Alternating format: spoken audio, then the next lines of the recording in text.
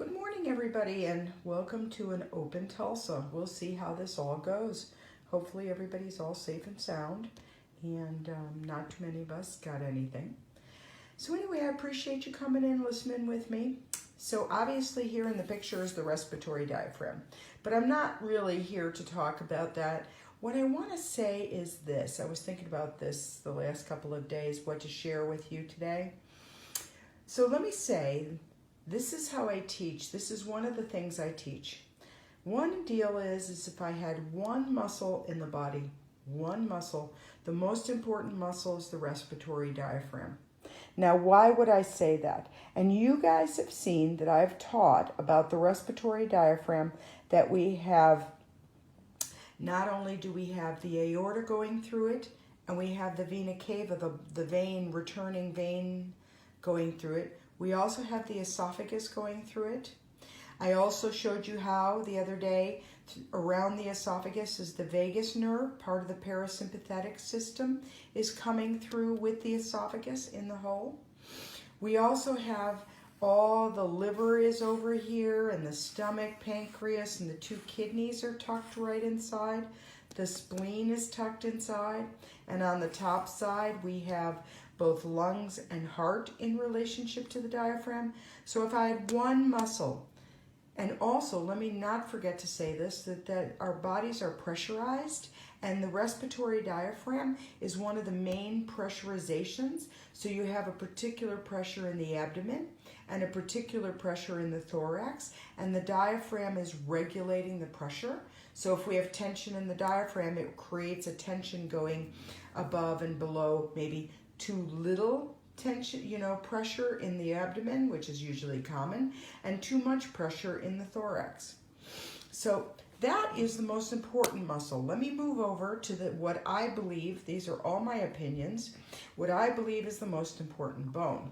So here I am over here, and this is the sphenoid. This is the sphenoid bone. Let me show it to you on the skull.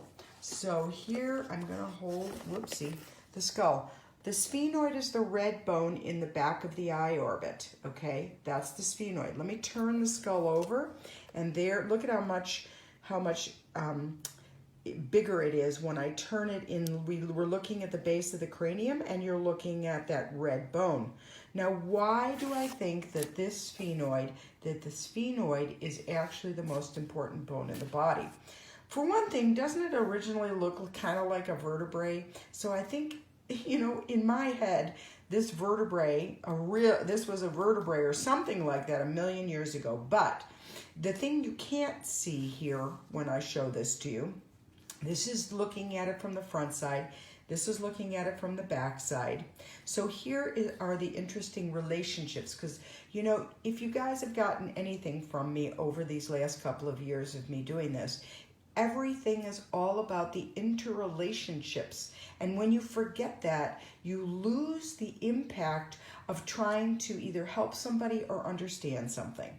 So the sphenoid has many, I'm not even going to count them for you, but many of the 12 cranial nerves going through it. And that is there's 12, like I said, cranial nerves, and you have a lot of them going through the sphenoid, which has a huge impact.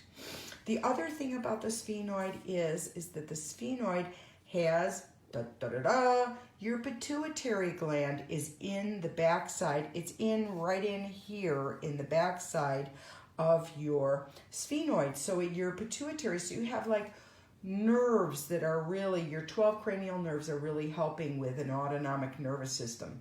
And your pituitary is obviously hormonal, and they call it the master endocrine gland.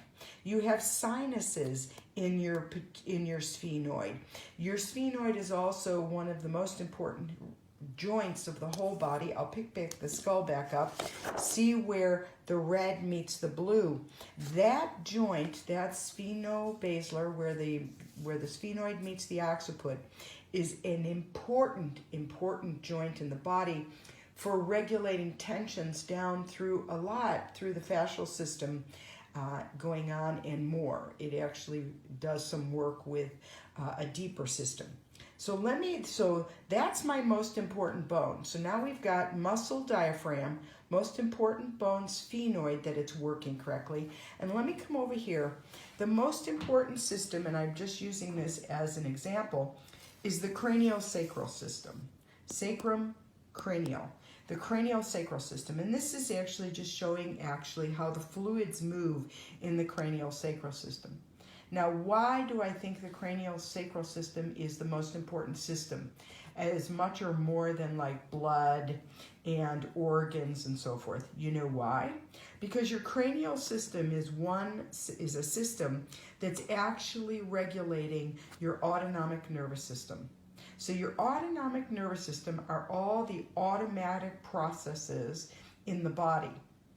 And those automatic processes, heart rate and breath rate and digestion and blood pressure and sleep, ability to sleep, all these things, as well as anxiety, stress, all these other psychological and physiological things, the autonomic nervous system is regulating. And when there's more tension or disturbances within the craniosacral system, it is definitely inhibiting. It will put an inhibition into your auto-regulating system and downstep all the workings of these other systems. You know, so really, guys, I definitely operate under what are the interrelationships, the core systems, and how are they working together, and what is how can you impact in a bigger way the body so that you can help someone to actually resolve something so that the body can take it in and make the changes. So, I hope that wasn't too much for you today, but I was thinking about it and I'm just like, yep, I have to share that with you guys. Hey, have a great day from Lee's Treatment Room. Namaste.